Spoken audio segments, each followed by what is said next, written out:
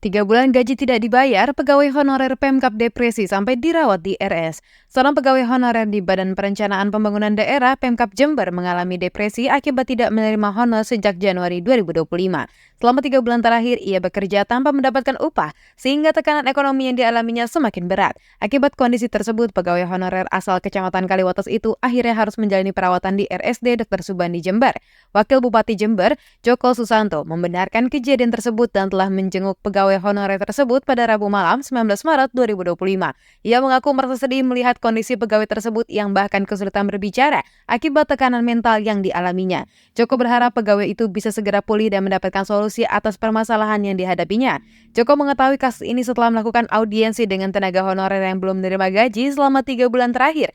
Dari pertemuan itu, ia mendengar banyak keluhan terkait kondisi sulit yang dialami oleh para pegawai non-ASN akibat keterlambatan pembayaran honor. Kejadian yang menimpa pegawai yang kini dirawat di rumah sakit menjadi gambaran nyata bagaimana tekanan ekonomi dapat berdampak serius terhadap kesehatan mental seseorang.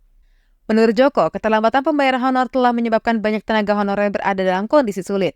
Selain harus menanggung beban pekerjaan, mereka juga tidak memiliki kepastian finansial untuk memenuhi kebutuhan hidup sehari-hari. Dalam kasus pegawai yang mengalami depresi ini, kondisinya semakin berat karena ia juga merupakan tulang punggung keluarga. Selain berupaya mencari solusi untuk pencairan gaji honorer, Joko juga menyatakan akan membantu pegawai tersebut dalam mengambil ijazah terakhirnya yang masih tertahan. Langkah ini diharapkan bisa membuka kesempatan kerja yang lebih baik di masa depan bagi yang bersangkutan. Sebagai langkah konkret, Joko berencana mengeluarkan data dinas dan berkoordinasi dengan pihak berwenang guna mempercepat proses pencairan honor bagi ribuan pegawai honorer di Jember.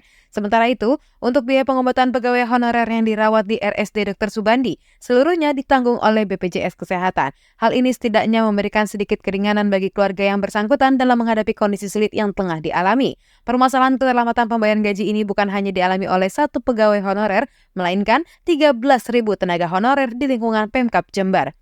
Sayangnya hingga saat ini belum ada kesepakatan antara kedua lembaga terkait mekanisme pembayaran gaji pegawai non-ASN tersebut.